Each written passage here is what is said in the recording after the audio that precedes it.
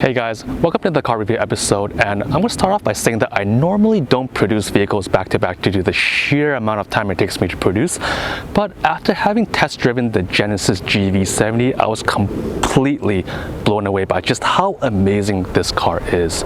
So if you're in the market for a luxury mid-size crossover SUV, the Genesis GV70 is a very worthwhile option to consider. The mid-size crossover SUV is predominantly German and Japanese. You've got the BMW X3, Mercedes GLC, Audi Q5, and of course the Japanese brands like the Lexus NX200 and Infiniti QX60. You've also got the Brits with a Jaguar F-Pace and the Swedes with the Volvo XC60, which I absolutely love, and also have a review link down below if you're interested. And out of nowhere, bam! The Koreans pushes out the Genesis GV70 that is putting all of its competitors a run for its money with a very attractive and well-equipped starting price point of just $42,600, which is really amazing. So what is it about the GV70 that I love so much? Well, let me just start off by saying I personally don't really like crossover SUVs so much because they sit higher off the ground. And with a higher center of gravity, they tend to have more body roll and the ride just tends to be a little bit more rough. However, with the case of the GV70, it actually sits lower to the ground, and from my experience, it actually not only delivers a smoother and silkier ride with its powertrain setup, but it actually also makes getting in and out of the car a lot easier, all while raking in all the benefits a crossover has to offer, such as more headroom and cargo capacity.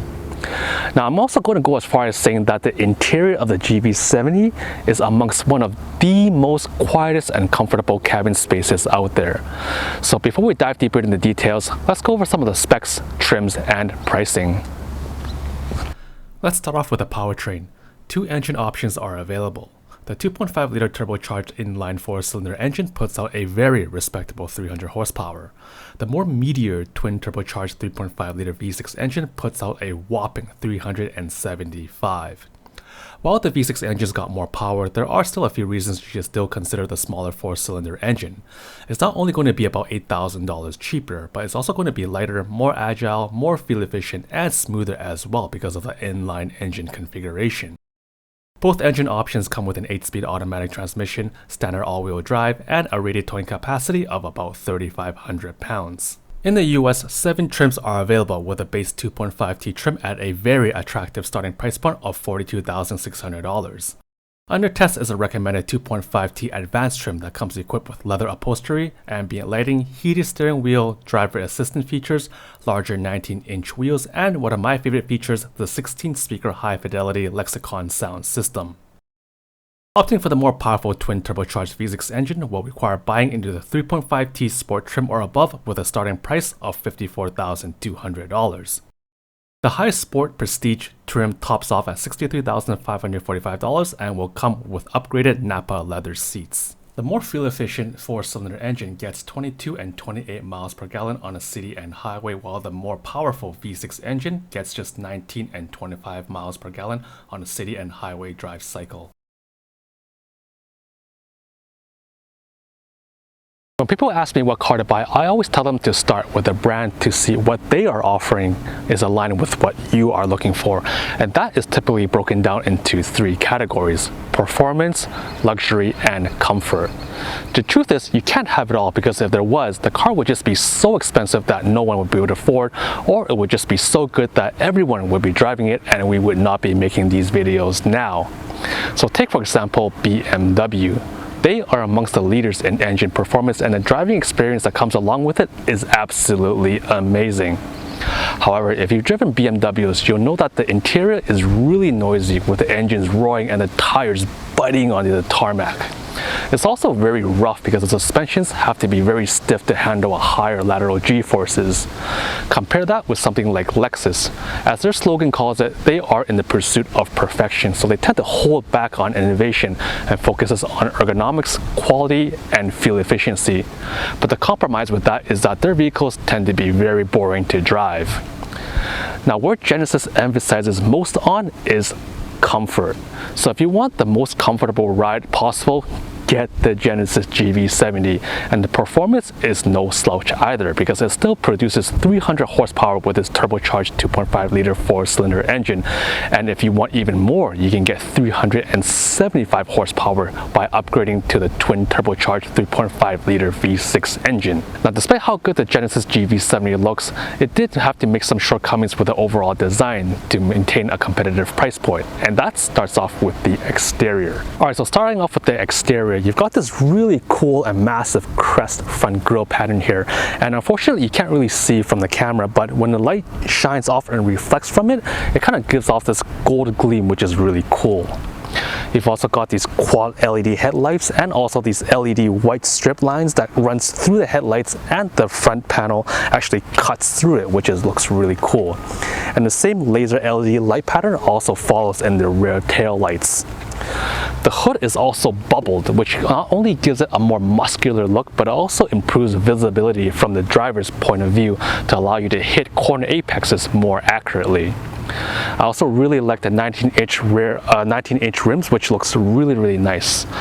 Now, unfortunately, there is some cost cutting involved here. For one, I think the paint quality is kind of okay. It's not bad, but I would say BMW and Audi have better paint quality. That's number one. And number two, there is some copycat going on here.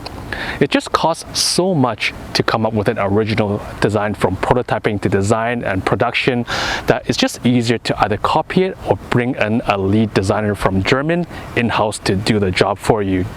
As a matter of fact, when I was looking for the GV70 in a dark parking lot, I actually mistaken this car for a Porsche Cayenne. So that just goes to show how much similarity there are between the Genesis GV70 and other midsize crossover SUV design patterns out there, unfortunately. However, there are still some distinctive features with the Genesis GV70, such as the unmistakably and signature style front grille pattern here, which I really like. Alright, now with the interior. This is going to be a lengthy segment, so I'm first going to talk about what I really like about the interior, and we'll go over all the features, and then I'll tell you what I don't like about the interior. First of all, I really like how simple and aesthetically pleasing the interior is, and there is a lot of attention to detail put into this vehicle. Take, for example, this silver rim here. It runs all the way across from the driver's door, all the way through the heat vents, through the instrument cluster cover, all the way through the heat vents in the center console, and all the way through the passenger seats, which looks really nice. And the overall quality of the interior is no slouch either. It's built of really high quality leather materials as well. And number two is also attention to detail. Everything from just how smooth these heat vents are is just amazing, and all the buttons are just ultra smooth, and all the latches and the springs and the buttons and mechanism all feel very premium. And also take, for example, this instrument cluster cover here. What's really unique or interesting is a lot of manufacturers actually miss this little bit of detail, is that the radius of the steering wheel is actually uses the same radius of the instrument cluster. So what the effect is that it makes it look really simple, and it just matches it. For example, when I'm looking directly in front, the steering wheel actually covers the instrument cluster, just makes it a really clean look. Now in the front, you've got a really nice instrument cluster on the left. You've got kind of a mechanical watch style analog speedometer, which I really like. I'm more of an analog guy, and it's really nice as well. I think a lot of design elements are taken from high-end mechanical watches. Even the tips of the needles are colored in orange. That is also highlighted in bold. That just goes to show just how much design details Genesis has put into the interior. On the right, just turn this car on. You've also got an all-digital display with the right showing the speedometer, as well as a center display that shows you different menus and configurations as well. Now the overall interior, Genesis has kind of went with kind of an eggshell theme. There are literally no sharp curves anywhere. It's all smooth contours. Take, for example, this kind of eggshell style door handle, and even the crest mesh design pattern is copied over and carried over into this really nice stainless steel type of speaker grille pattern here. Down here, you've got two seat configurations, as well as you got your conventional side mirrors. Also, you got your power windows, and as well as power window locks, pretty standard stuff. On the right side of here, you've got a few button panels here, and it's also got really nice interior LED lighting that's not overdone. You know, I know some cars, they try to be too flashy with the LED interior. That kind of makes the interior look like a nightclub, which I don't really like. So that's also what's really nice about the Genesis, is that nothing is overdone. It's still really simple, but very, very high-end and very, very refreshing as well. So on the right here, you've got automatic engine start-stop. You can also adjust the lighting for your instrument cluster. You've got hill assist and traction control, where you can turn it on and off. Now, there's also a lot of details into the overall design. Take, for example, these knobs on the windshield wipers, and as well as the turn signals here. They're actually patterned, which looks really, really nice. It's made, I think they're made out of plastic, but they're still made out of really dense material, and it's also like really nice to touch. And you've got button displays on the steering wheel as well, which kind of gives it kind of I would say kind of a stainless steel industrial look, which looks really, really cool. You've also got an engine start-stop button, which actually is a really good design in the fact that they put it up here. I know some vehicles, you know, they put the engine start-stop button kind of in a weird position where you have to kind of bend your wrist back in a really weird angle, which kind of makes it uncomfortable. So putting the engine start-stop button up here makes it very intuitive and much more comfortable to use as well. In the middle here, you have a really nice dedicated climate controls here. You can easily turn the temperature on and off. You can just simply turn the dial to turn on climate controls. In the middle, it also tells you the cabin temperature that you want to set it to. Now, I'm not really a fan of touchscreen displays, but the overall implementation for the touchscreen display for the climate controls on the Genesis GV70 is actually really nice. Very, very responsive. I can easily turn on and off the seat heating or ventilated cooling, which really, really easy and actually very responsive to use. As well as I can turn on and off steering heating, the heating on the steering wheel. I know some vehicles, they cheap out on the heating element on the steering wheel, where they only heat the sides of the steering wheel and not the top, to kind of skimp out on costs, hoping that you wouldn't find out. So let's see if Genesis did that. So I'm going to turn on the car. I'll let you know in a bit. Yeah, it's definitely getting warmer on the top side of the steering wheel, so they didn't cheap out on me. That's good. I'm going to turn the car back off so it's a little bit easier for you to hear me. So it's also got let's just wait for the beeping to end. So it's also got dual climate controls, meaning I can set the temperature between me and the passenger independently, and also in the rear there's also dedicated climate controls as well. There's also dedicated buttons down here, which I'll admit, I'll go over a little bit more detail, that I think these buttons are redundant, but they provide some quick and easy access to some of the features on the infotainment systems, such as you got maps, navigation, favorites for your playlist or navigation settings, radio, media, and setup. So it kind of gives you a quick and easy access to some of the menu configurations on the infotainment system, which I'll talk a little bit more in a bit. Again, it's really nice materials. You've kind of, I don't know what materials it is. I want to say it's some kind of a metal plating. I think it's I want to say it's kind of like industrial stainless steel kind of look, which looks really, really good. Very, very unique overall design, I would have to say. Very unique choices of materials used in the interior cabin. And here you kind of got like a pop-up compartment here, where you can actually put in an SSD drive. So you can actually just, have a thumb drive or something, you can just put all your MP3s or even movies if you want to watch while you're waiting for your wife to go shopping, right? You also have a dedicated USB charger, and as well as a dedicated phone charger here, contactless phone charger, so you can just slip it right in and it'll automatically charge for you if your smartphone is enabled for contactless charging. I do have to say that this pocket goes pretty deep, so don't put your keys in there because it's really hard to fish out after. So that's a little bit of a warning for you. Got 2 cup holders here, and one of my key favorite features is this center panel here. Up here you can turn on and off parking assist. You also have this toggle button that you can switch between eco, comfort, and sport mode. Got some really cool graphics here that kind of shows you what the drive mode is.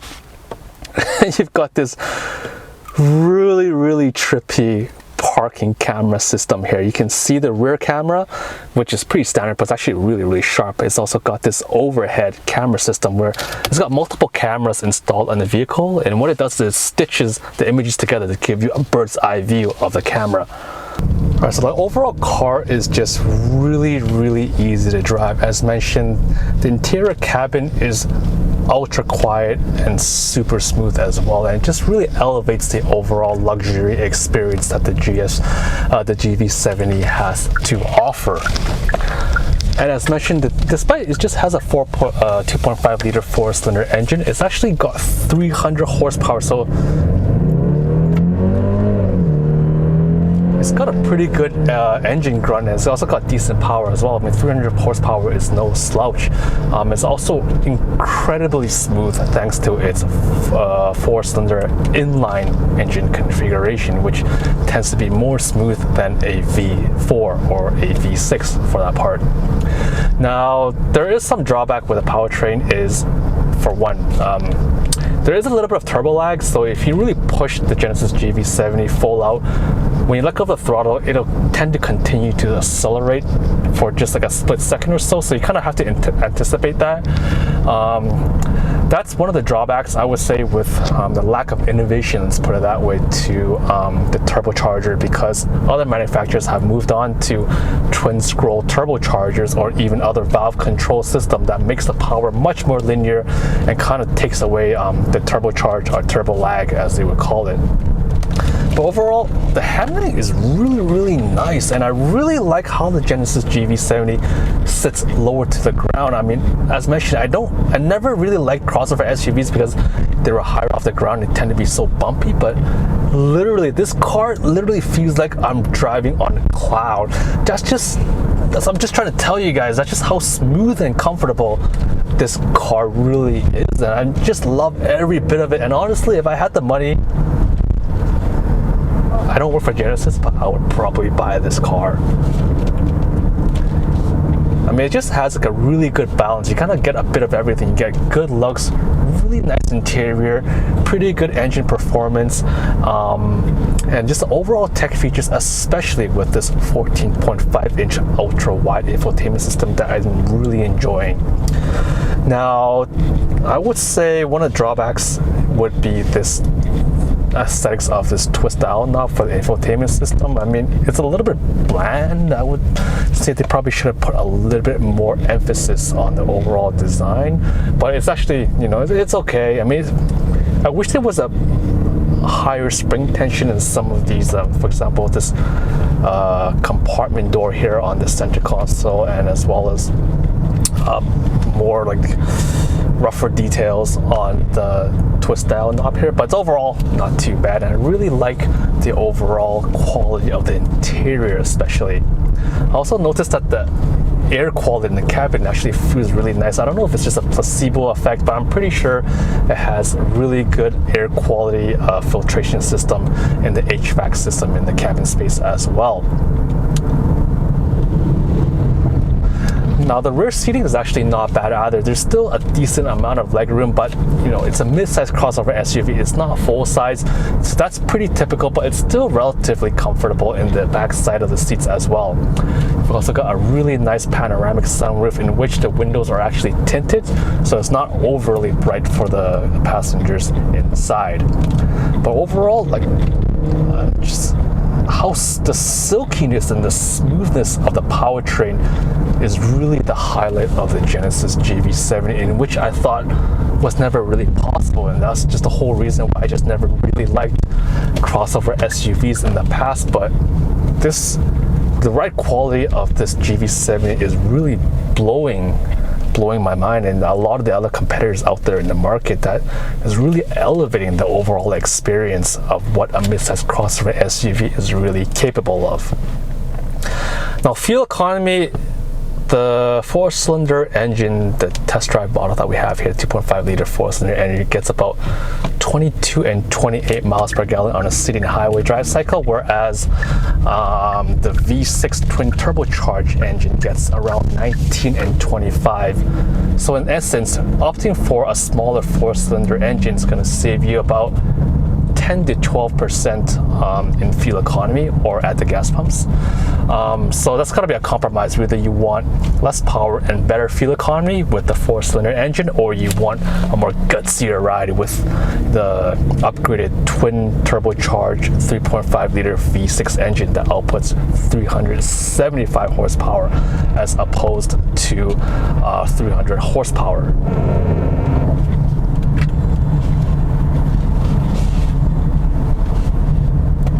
Now, I haven't test driven the twin turbocharged V6 engine, but obviously there's going to be a lot more power involved. That's also going to make the Genesis GV70 heavier, and because of the V6 engine, it might not be as smooth as an inline 4-cylinder engine.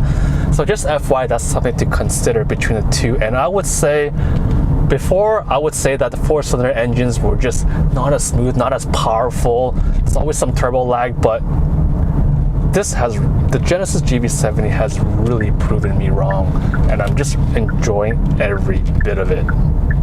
Alright, so what do I think of the Genesis GV70? Let's start off with the overall design. I really like the overall crest front grille design pattern here. I think it really gives it a very unique signature look. I also really like the 19-inch alloy rim designs, and the overall proportions are really good, making the Genesis GV70 a very practical mid-size crossover SUV. However, there is just a little bit more copycatting that I would personally like, and despite how good it looks, I can't give full credit to the overall design to Genesis, so I'm going to give the design a 4 out of 5. Moving on to performance, the Genesis GV70 is no slouch despite how smooth and comfortable it is. It produces 300 horsepower with its turbocharged 4-cylinder engine, and it's silky smooth thanks to its inline 4-cylinder engine configuration. And if you want even more power, you can opt for the 375 horsepower twin turbocharged 3.5 liter V6 engine if you want a gutsier ride. So I'm going to rate the overall performance and powertrain a 4 out of 5.